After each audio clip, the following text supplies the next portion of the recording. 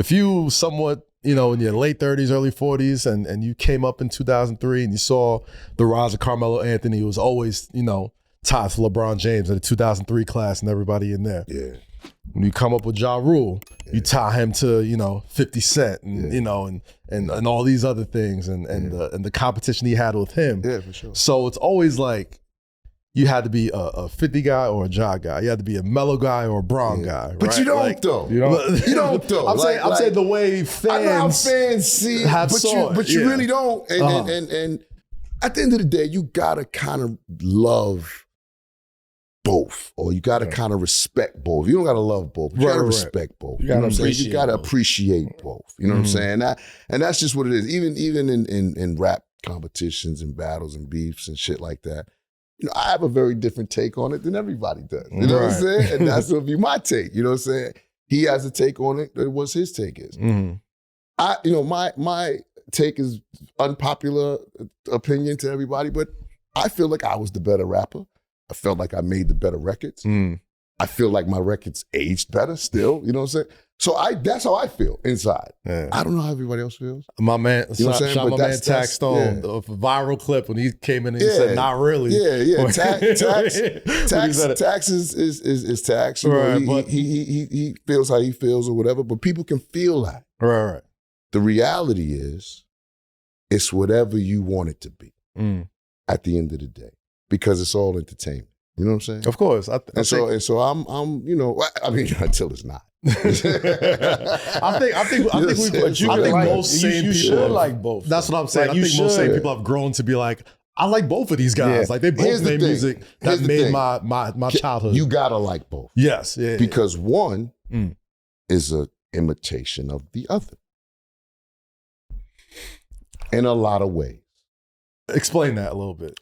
Well, is it because 50 started to sing on his hooks too? I mean, hey, I didn't say it, you did. But we started this whole show with talking about how I kind of ushered in that kind of melodic flow, melodic sound. I didn't start that shit. There's been rappers that did it before me. Yeah. You could go into Bone Thugs and Harmony, which they had a very specific sound that nobody can do but them. You know what I'm saying? For sure. But you can go all the way back to who I give the credit to is Curtis Blow. Like he's the first artist that ever sang a whole rap record.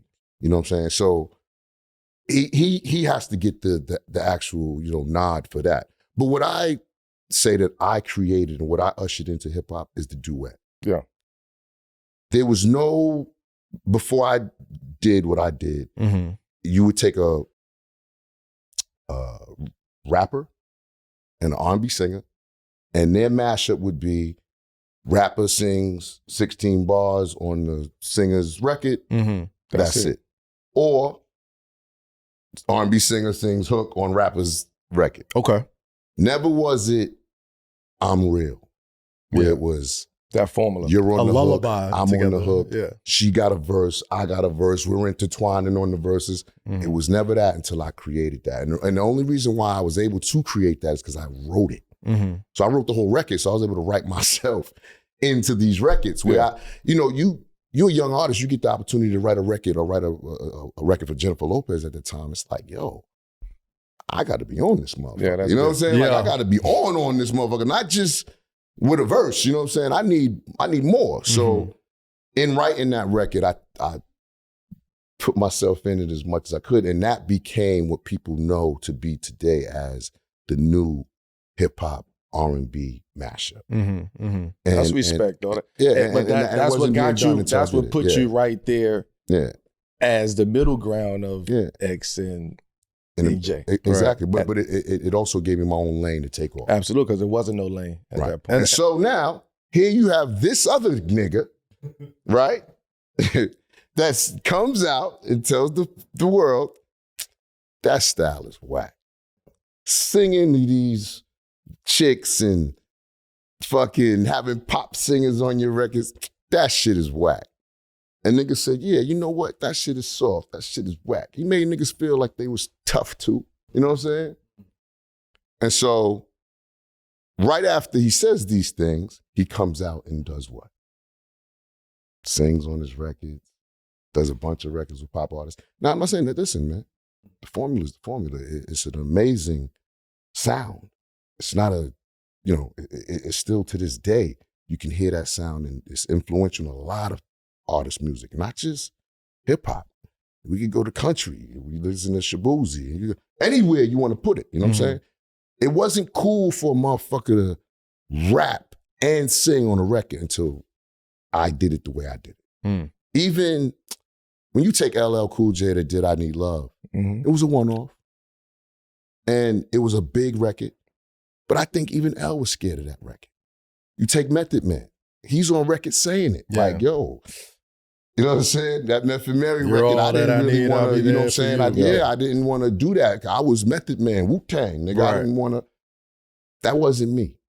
When I created Put It On Me, when I created these type of records, now, Put It On Me, I'm gonna say, was the first record that niggas was really like scared of. Like, yo, nigga, this is like, you know what I'm saying? This is a little different. This is definitely out of your comfort zone. But it wasn't. Right. Because I'd had the comfort zone of other rappers.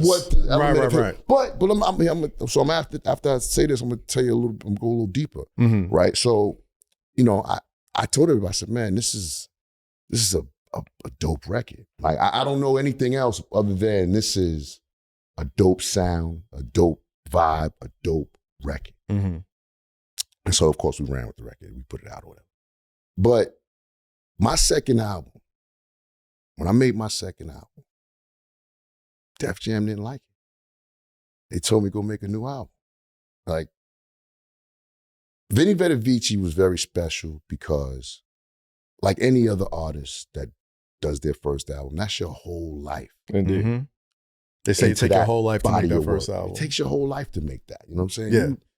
All the things that you've been through, you've seen, you got records on there about your parents. I got records about my pops and shit, my daughter, everything. Your emotions are poured out into that project. And then you become a professional. You on the clock. So the love for it is different now. It's not like I get to sit back and create this thing that's so special and so, close to my heart anymore. Yeah. Now it's like, I need this record by February. Yeah, you got to sell records. Got to sell records. Yeah. And not only that, I need this project in a year. Yeah. You know what I'm saying? So it's not like I have time to sit down and do it. So now I'm understanding the game is different now. I'm a professional rapper. So I go out to LA. I buy this beautiful mansion out in LA. I was out in Nicholas Canyon. And I just started to see life different. Things were different. Everything was different. And so I didn't want to lie. I didn't want to create music that I wasn't living no more. I didn't want to create things or talk about the things that I wasn't actually seeing or being a part of anymore. So now you get a whole different sound when you're out on the West Coast. Yeah. And you know what I'm saying, in Beverly Hills and shit, and you seeing, you know what I'm saying, man, you see living it up. You see it. You feel what I'm saying? So I feel that song playing in my head as you say these that. These are the records that start to come from that. Right. And so I make this project. I'm out there, shooting my movie and shit, shooting my first movie. I'm living life, man. It's different for me now. So I go back and take the project to Def Jam. They didn't like it. It was like, yo, I don't know what this is. This ain't Vinny Vetivici. This is and we don't want it. So Irv comes and he says, yo, Rule, I don't know what we're gonna do. They don't like the shit. So I told them, Irv's like, I told these niggas, it's up to Rule. I can't tell this man what to do with his art. You know what I'm saying? And so I told Gotti, yo, nah, I'm not changing anything. This is the album that, I made, and when we gonna run with it. So we go back and we fight. We fight for this album. We put out this album. This album sells, what? I want to say 3 million records. And so from that point on, I knew that I got to trust my instincts. I got to trust my vision. I got to trust what I'm feeling as an artist, that, whatever the case may be. And that's how I lived through these projects. That's how I created the sound. That's how the sound came about. And it was very, like, when I'm talking to y'all right now, there was other things that were in in that decision to change my look, you know what I'm saying? Because, you know, after my first album, people were saying I, you know, was trying to be Tupac. I was look like DMX, sound like DMX, look like Tupac, sound like Tupac. And I'm like, yo, pump your brakes. Yeah. I'm me. And so the second album was also a conscious decision to say, all right, I'm gonna grow my hair out. Pac ain't got fucking braids. X ain't got an afro. This is what we going with. You know what I'm saying? And I grew my hair out and you know, was on my Jimi Hendrix shit. Do-rags and braids and half braids in, half braids out, which also became a trend niggas was following and doing. So I'm feeling like this is me now. This now, you know, I've created my carved my lane. This is me now. And that's how I feel like Ja Rule wasn't officially born until that second album.